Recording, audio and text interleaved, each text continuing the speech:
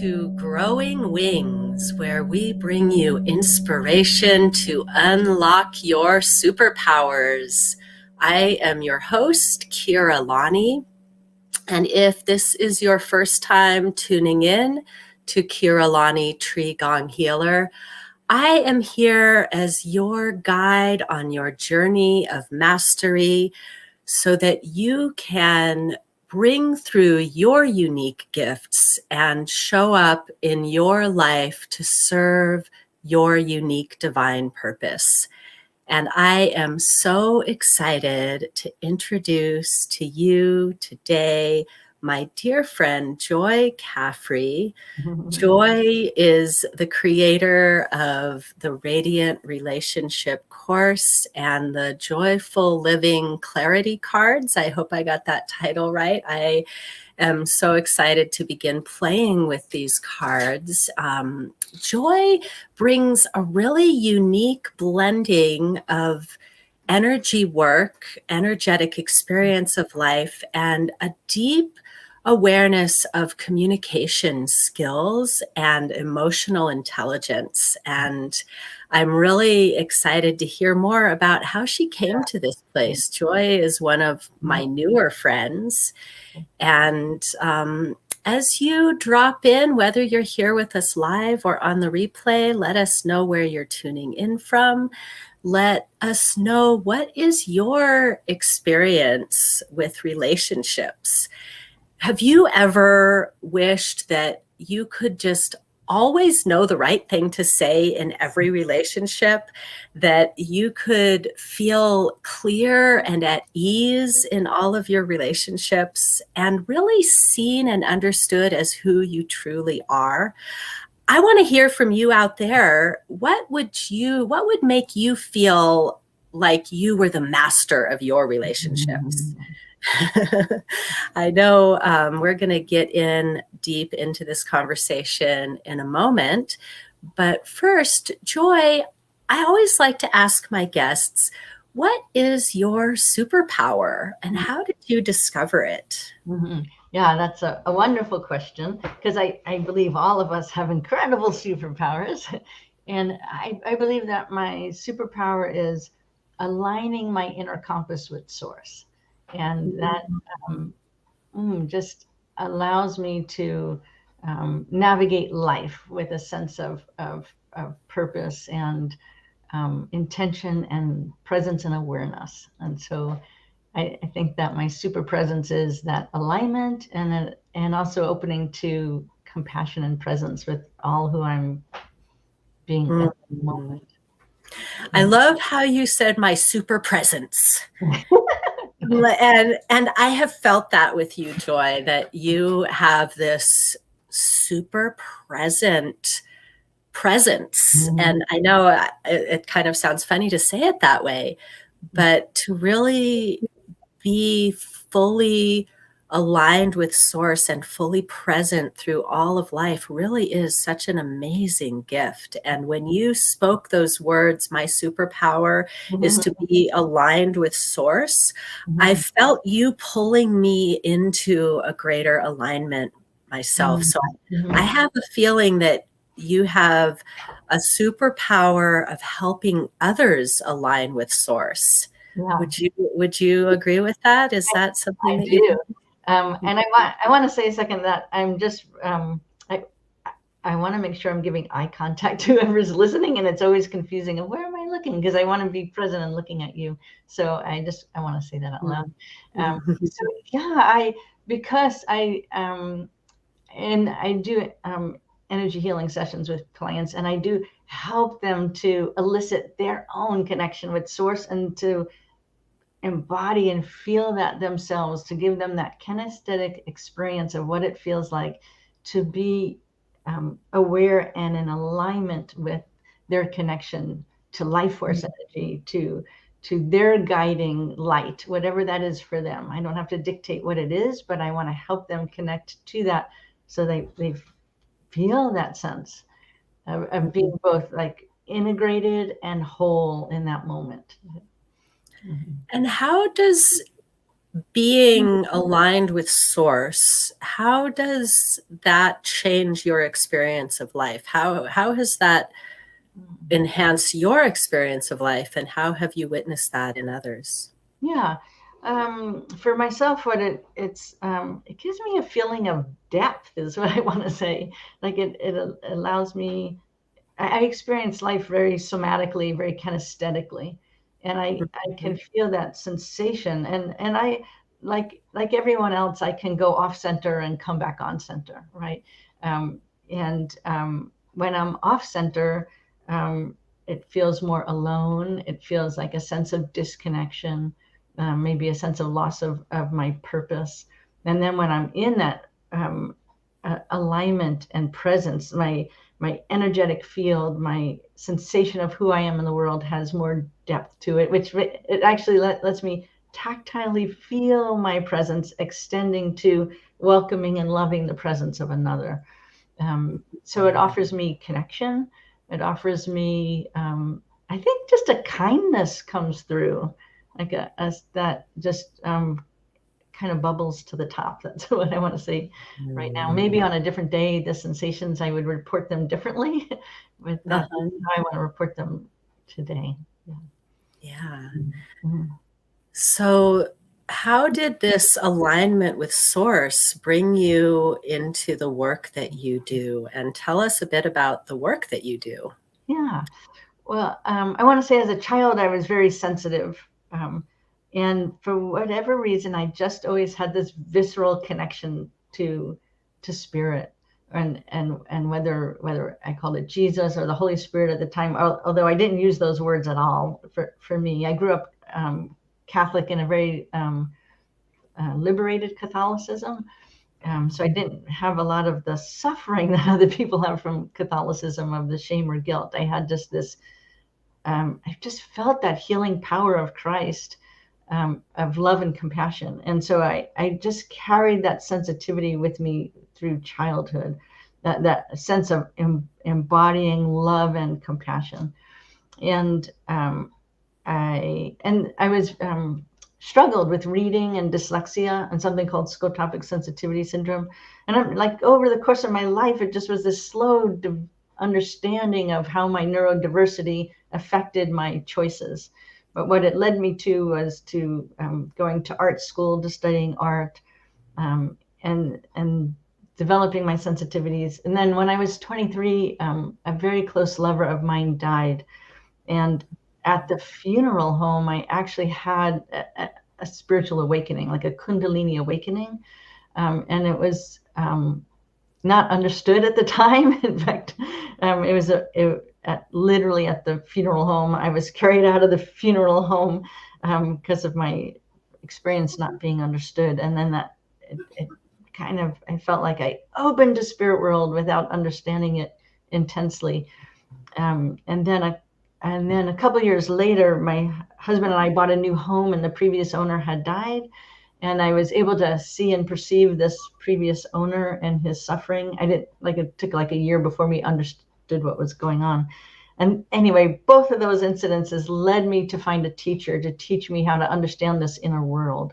And so I ended up studying energy medicine for 2 years back in the 1990s, and just recognized that I was a light worker and I had the ability to transcend dimensions with, maybe that's part of a superpower there, of being able to perceive things in multiple dimensions. And really, I think it was because of my learning disabilities, my learning challenges helped me increase my ability to perceive information on multiple levels so that I can navigate life.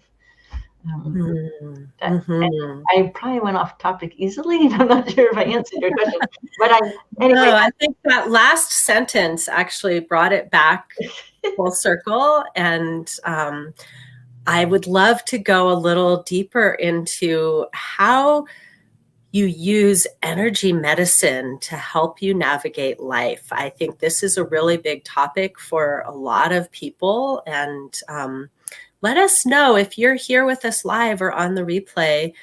Let us know any questions that you have about how you might have a deeper understanding of energetics assist you on your journey through life. That's a big passion of mine. And I'd love to hear a little more of that experience for you, Joy. Yeah. So I have discovered that um, one healing is accomplished by moving energy, and I believe that the more awareness we have, we can actually diminish our suffering patterns.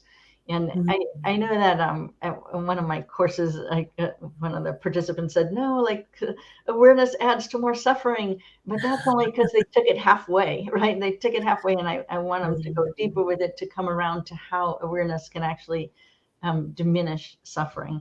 So one of the reason I even call my course Radiant Relationships is because I believe in this aspect of radiance, which is actually vibrating at the core essence of our being. And by understanding, by raising our awareness, understanding that we're more than just physical bodies, we actually have this energy body, and that we can actually move, transmute, transform our energy patterns, brings one into that vibrancy and confidence and calmness. And I believe that can happen through awareness and through breath exercises. One of the things of human energy dynamics is understanding that all humans move energy in 5 different ways. And this is, I love this material. I really wish everyone was taught it, because I think it's the bridge to what you're asking, like how does energy work? Help me navigate life better. And so it's understanding that as humans, we all diffuse energy, we pull energy, we push energy, we compress energy, and we stop energy. And we do it all day long, and we do it in ways that add to our suffering or add to our vitality, joy, and radiance. And so what I love to do is help my clients to understand what's the suffering patterns they get into, understand the why, how they got there, and how to compassionately come out of it. So those suffering patterns get generated when we have woundings from as early as conception of those first few months and first years of life, and throughout those primary years, and to have compassion and tend to those unmet needs we had as a child, and understand how they created our egoic strategies to navigate life. I know I just said a lot in Yeah, yeah. you did this. There's a lot of information in what you just shared. And I wonder if anyone else out there could feel this as you were speaking, Joy, of the different ways that we move energy, either consciously or unconsciously. I could actually feel you doing it while you were describing it. I could feel this sense of diffusing and condensing and pulling. And I wonder if anyone out there has ever noticed how sometimes a relationship will make you feel enlivened and vibrating higher, and other times it can make you feel drained. And often, especially, a lot of the people in my audience, and probably a lot of people drawn to you as well, Joy, tend to be empathic in nature. They tend to feel other people's emotions, and they tend to want to come in and help fix things. And so often we notice a relationship is giving us energy or draining our energy, but we don't notice what we are actually doing to contribute to that result. And it often becomes, oh, that person is, or, this relationship is. And I wonder if you could speak a little bit more to how, as we learn these different energy movement patterns and how to be more conscious with them, how does that change our relationships? So, and first, like a good thing to learn is what are the characteristics of the suffering patterns of each one of those movements of energy, so you can start to recognize them. And like you said, with training, everybody could start to feel and sense these patterns, right? And for instance, the diffuse energy pattern, in its suffering, it's somebody that struggles with the time-space continuum. They struggle with commitments. They might struggle with money or keeping a roof over their head, or and maybe not that dramatic, like everything's on a spectrum, right? Mm-hmm.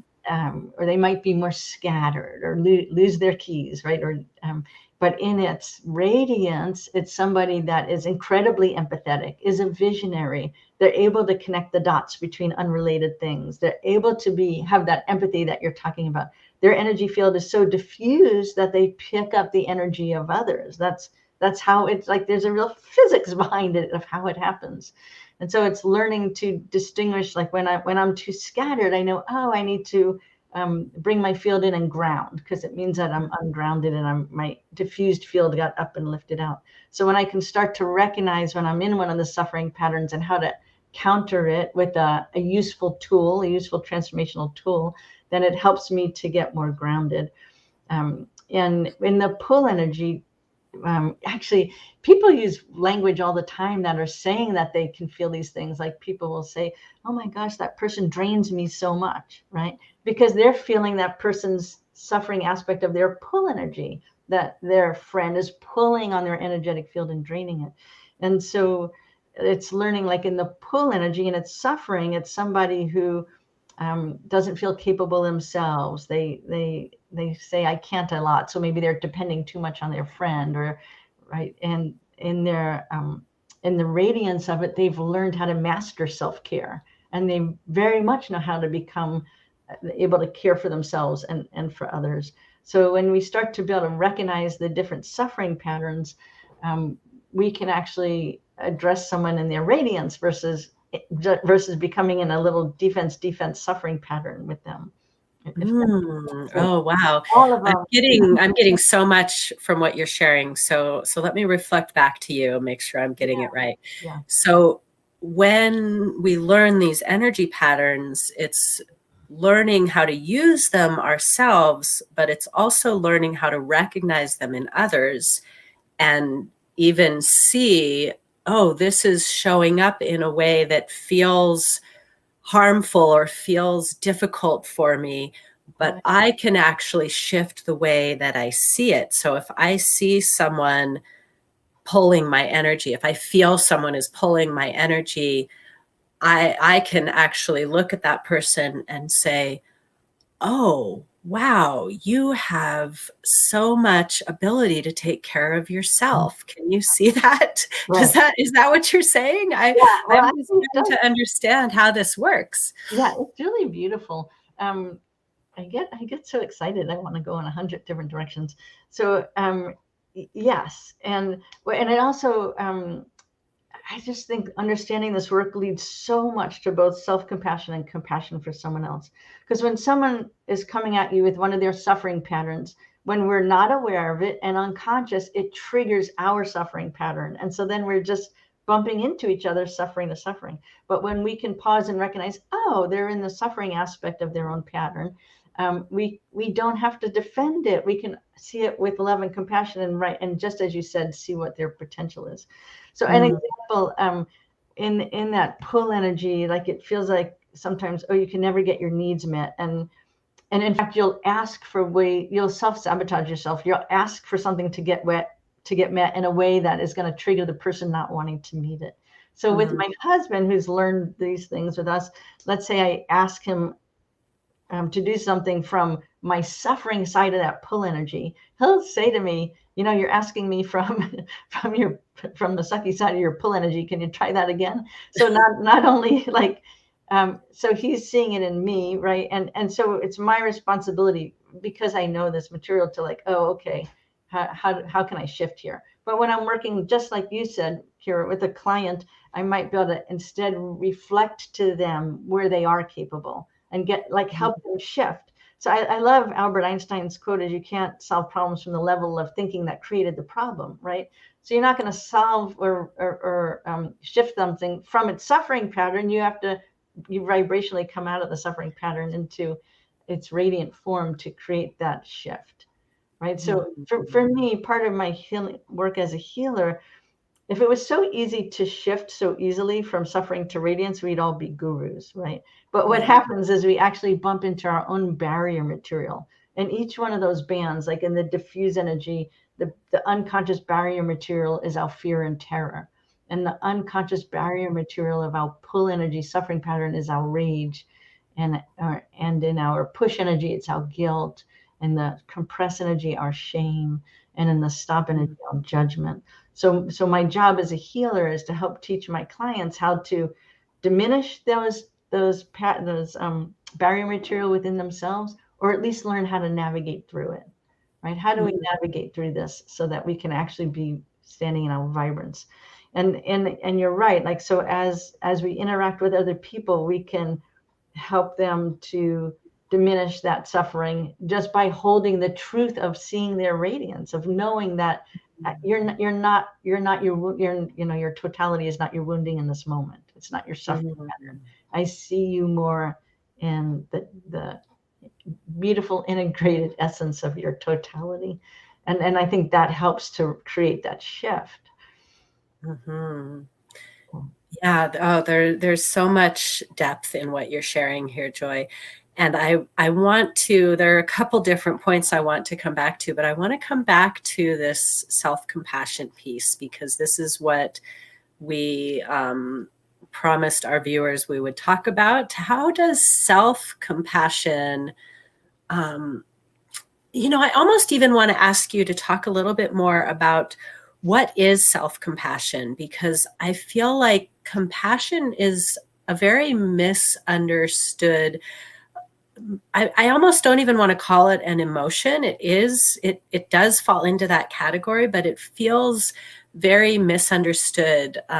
Often we are having, we think we're coming from a place of compassion or empathy, and we're actually coming from a place of judgment, or sympathy is often used. And so I really feel it's important to really stress what is self-compassion, and how does self-compassion actually lead to true compassion, rather than just looking at somebody as, oh, I'm so sorry you're suffering. Do you understand what I'm saying? I feel like there's some more depth to be uncovered just under the word compassion, and self-compassion especially. Yeah. And I want to tie this back to a dream that I had in my 20s, because I think that dream is what led me to understanding with more depth what you're asking. When I was in my 20s, I had a dream. This is before climate change was being made aware of all these dreams of catastrophic destruction, like hurricanes and tornadoes. And each part of the dream, there are less and less survivors till there were only a handful of us. And when there was only a handful of us left, I felt this incredible survivor's guilt. And in my dream, I called out, God, why am I here? And in that moment, I was so lucid, and I felt like, oh, I'm actually asking for my life purpose. And I felt the presence of God huge next to me, more than I could take in. And he handed me a piece of paper that I could read. And the answer was to love mankind. And at first I was like, oh, you mean not solve world peace, which was really important to me, or hunger? And I felt like the presence of God felt my disappointment. So the piece of paper was flipped out of my hand, a new note was written, and I got a new note. And this one said, to show mankind how to love. Mm-hmm.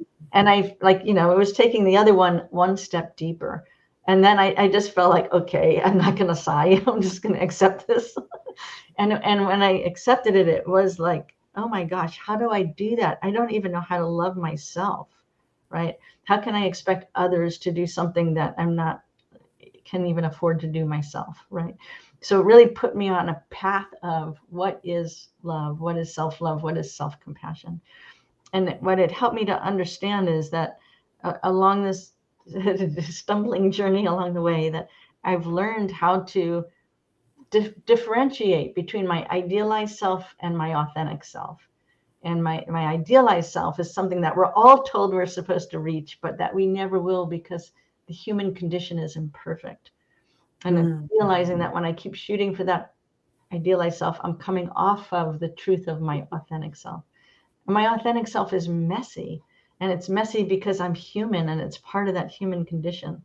And so it's taken me so long to really grasp how to have self-acceptance when I'm not meeting the expectations I have of myself, or meeting the expectations that others have of me, and how to have love and compassion for the truth of my messiness and see it in its beauty of what it really is, the beauty of being imperfectly human, Oh, unique.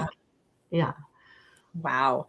You just answered my other question because as you were speaking earlier, I was thinking of how, um, because one of my great passions is self awareness, I often find myself in these positions where I say, why do I always have to be the bigger person? Oh, I guess because I'm the one who is aware right now, so I will take that on. And sometimes it just feels like that, oh, it's such a big cross to bear. And so the way that you just expressed really accepting the authentic self rather than always striving to be that idealized self, it completely answered that for me. I felt like I could take a bigger breath and rest into that. Mm-hmm. And so, how amazing. I just want to point out to our audience here that there is an opportunity to study radiant relationships with someone who was given the task by God to teach love. Oh my goodness.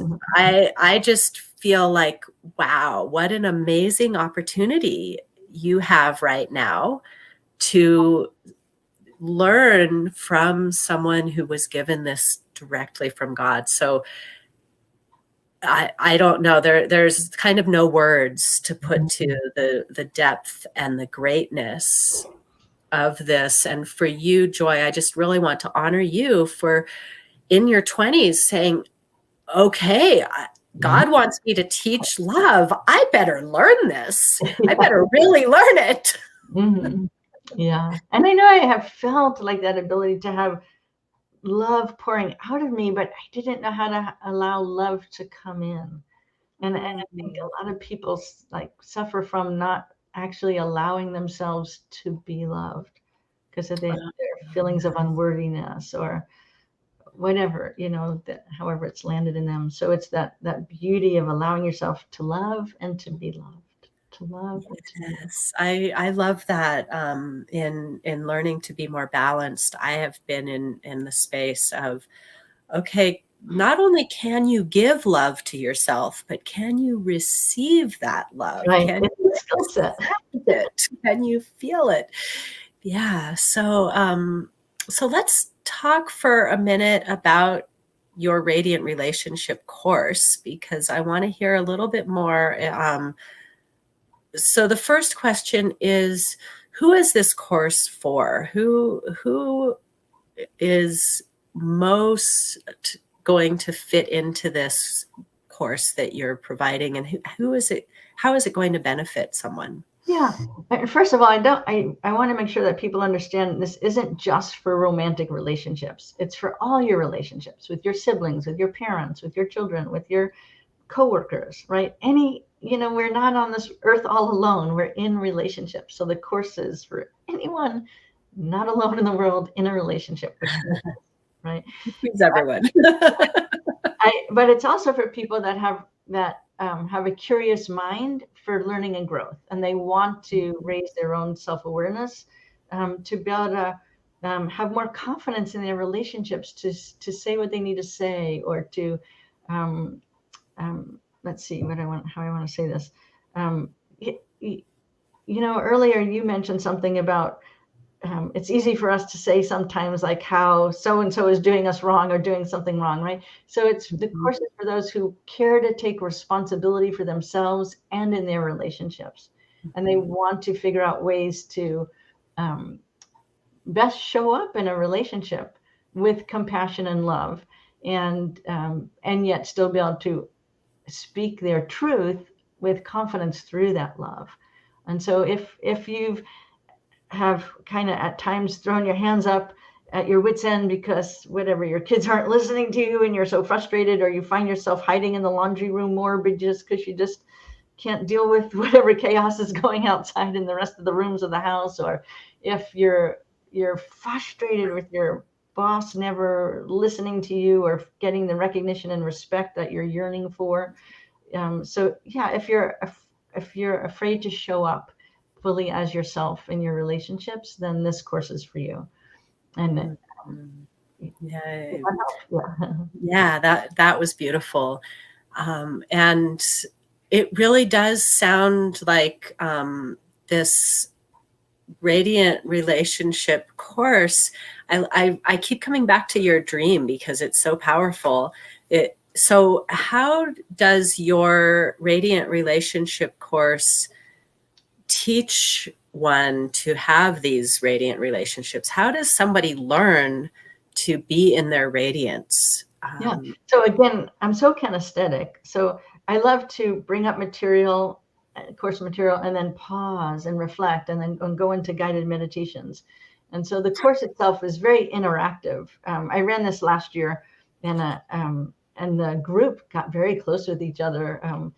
So we bring up the material, and people literally will bring up questions, and we'll reflect on them, and I'll help them to discover those answers within themselves.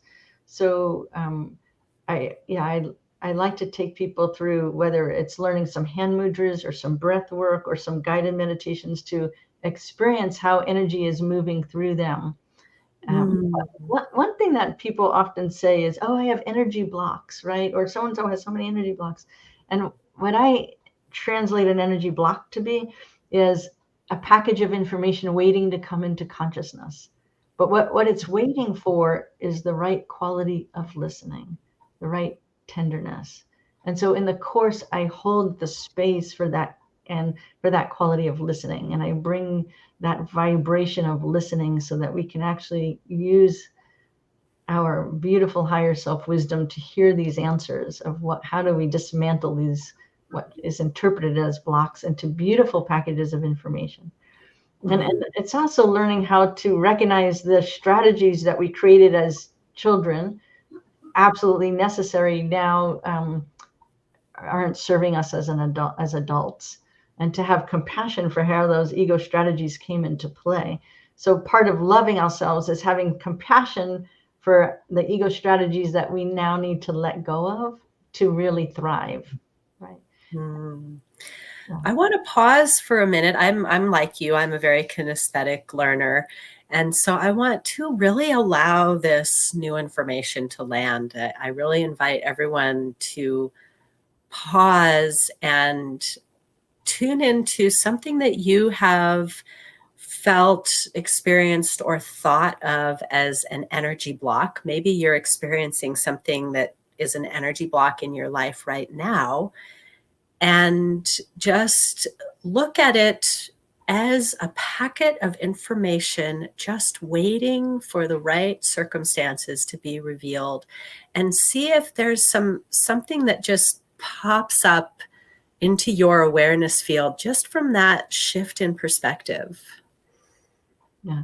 Can I do a little toning while people do that? Yeah, I was just going to ask if we could do something to give people a feel. Yeah, that's a beautiful idea. As we're tuning into an energy block, Joy is going to do some toning. Yeah. Hum, humarandere, rayandere, humarandere, o, humaranai. So we allow ourselves to soften to receptivity, and maybe feeling if there's any area of tension in your body, an area where you might feel that there's a package of information. And then as a package of information in the unconscious, it might feel like a knot, it might feel like tension, it might feel like an ache. Humarandere, reoyandere. And as we locate it, then we can hold loving compassion for it. Just shift to what quality of listening, of softening would it take? Humarandere, reoyandere, marandere. And then you can ask that package of information, right? Maybe to even give it give you an image or a territory. And in this way, I work in a very Jungian way. Like, what does that image want to look like? And accept your imagination, accept how it's showing up for you. It could show up as a dark hole or a desert or as a box or as anything. Yeah, whatever it is, accept it, and then be willing to say, "Oh, and show me more," or "Tell me more." It might even be showing up as an aspect of yourself at a different age. Just say, "Tell me more. How can I support you?"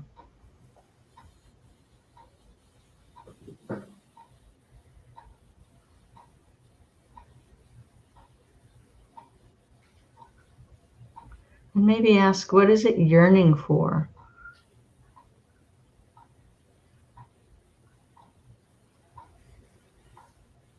Humarandade, Veoyandade, Humarandadeo, Humaranai, Veoyandade.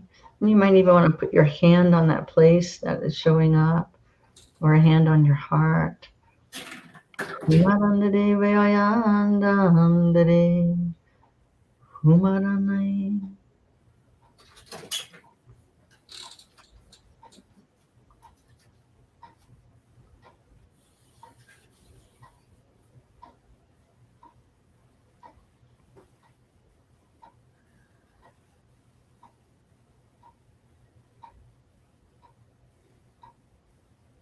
I'm going to say a couple of words, the I am vibration, just to help. So I'm going to say some words, and if I allow another word to follow the two words I say. I am. I can. I know. I am. So I'll just pause there. Yeah. And just allow, like, maybe if anyone wants to journal or write down a few words that showed up so that they can return to that, that whatever's needing listening and tending to still needs listening and tending to. And well, all we did is like introduce it in this moment to bring it into awareness. Yeah, I'd love to hear from some of you out there, whether you're here live or on the replay. How did you experience that toning and that little moment of tuning in to your, for lack of better words, energy blocks, packets of information? I'll share a little bit of my experience. I was immediately drawn to a sensation in the back of my heart that felt connected to what I see as a block to intimacy, which comes from my wounding. And I felt I felt a lot of unwinding through the process. And what it first felt like was fear. And then when you asked for a visual, that was difficult for me. But then fire came in really strongly. And I love this way of allowing the portal, as it were, to open to the information that's there. Through the process, what I came to is a feeling of safety. And it's almost as if that hand of God were there at the back of my heart, supporting me, saying, yes, you deserve love. Yes, you are love. Yes, you can love. Yes, you know love. And it's interesting. It came back to me just now with the words that you said at the end. When you said those words, I didn't actually get any words to follow. I just got these feelings and this Mm. presence. And Amanda says she always yawns a lot. I think she means anytime that she does energy work or receives energy work. And Oh, that's a really common, right? Do you find that's common? yeah, and I do too. Yeah, it's moving energy again, right? And moving energy is a form of healing, and that yawning, yeah, is an Mhm. aspect of moving energy through our body. Yeah. Yeah. So I just love how you have brought energy movement into this space that, I really feel that what you spoke to this, that we are here as humans in relationship. Mhm. That is one of our most innate natures of being, is to be in relationship, to be Right. in Yeah. community, to be with others. If we don't have relationships, we feel lonely. If we don't have a good relationship with ourselves, we feel frustrated or angry or disappointed. And so I just love how you've brought together energy movement as the portal into radiant relationships. Mhm. And so I have a link to share here. If you out there are interested to, that is not the right link. Let me not do that. Let me find my banner that I made earlier. I have a link here to, I wanted to actually copy it into the comments. Someday I'm going to learn how to do tech while I'm talking on screen. Yeah. Yeah. uh, if you want to learn more about how to jump into this course with Joy, the Radiant Relationship course, it's starting this week, right, Joy? This Wednesday, right? It's Wednesdays at 1 p.m. Central. You're on the Pacific, so 11 a.m. Central, for an hour and a half. I think it's an hour and 15 minutes, but I always leave a window open for question, even for whatever needs to. Let's put that in Eastern time, because I think it's be 2 p.m. Eastern time. That's usually the easiest one I've noticed for people around the world to Okay. translate into. Yeah. Um, and so what happens in this course? Is it a weekly live meeting? Is there? It's a 7-week live Zoom call, and I do presentations where I present information, and then I do just a little bit of what we did here is I present something, and then we drop into a little longer meditation with it, and I teach breath work, and we do some sharing, and I love people bringing up what's alive for them, what's either a challenge or a struggle or an aha as we're on the call together. There's some yeah, I just each week I make sure that I give 2 or 3 different tools to use, and they'll be rich with information. Yeah. So 7 weeks. Wow, that feels like lightning speed for how much information it sounds like you're sharing. And so what kind of transformations have you witnessed in people going through this course? Yeah, actually, some really beautiful ones. Um, yeah, and you asked who my ideal clients were, and then yet I had a couple of people I just didn't expect at all to be in the course who stuck with it and then joined my inner circle. Like I had um, a, a gentleman that's an engineer in California with just no background on energy work or anything.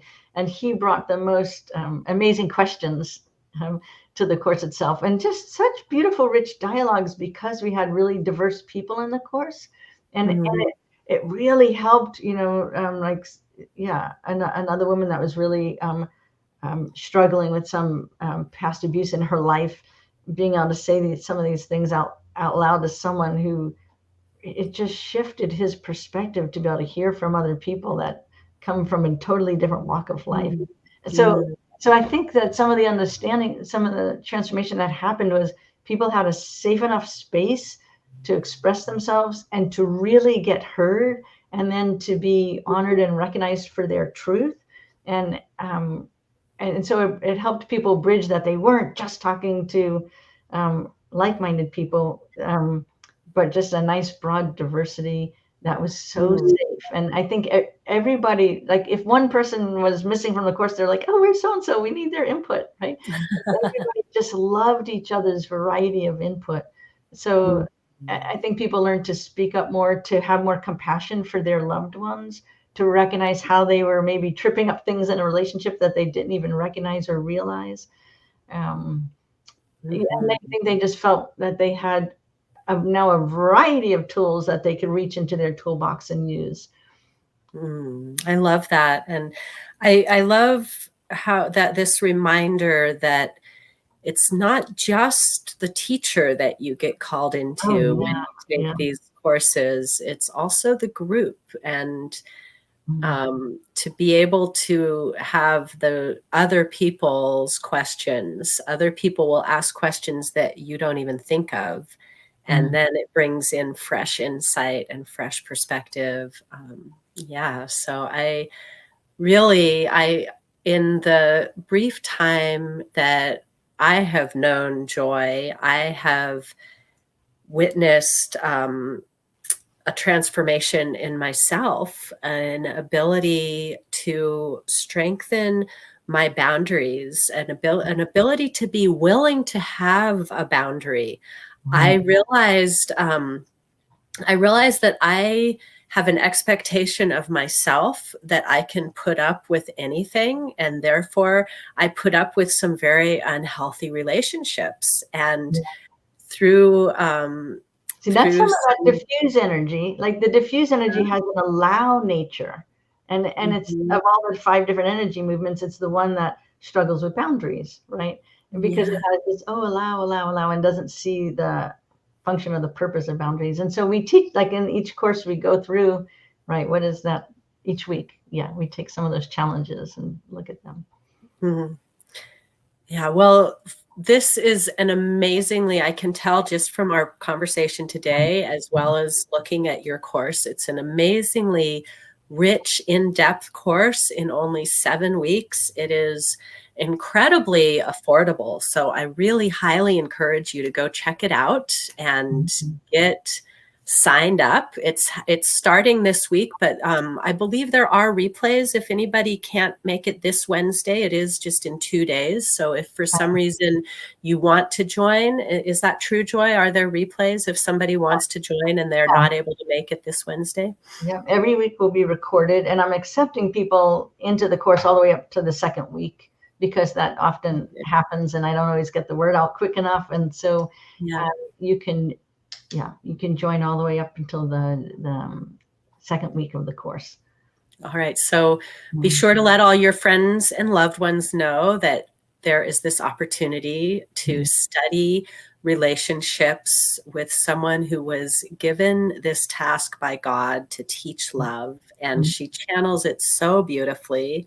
mm, And I just can't speak highly enough of Joy and how much she's brought to my life in the brief mm, time that I have known her, and the amazing transformations that are available to you. I think you can feel in her presence, mm, maybe more than even hearing in the words, in the way that she shares mm, it. And so I really can't say enough of high mm. accolades and praises for this beautiful woman. Thank you for your presence today. Thank you for all that you shared here.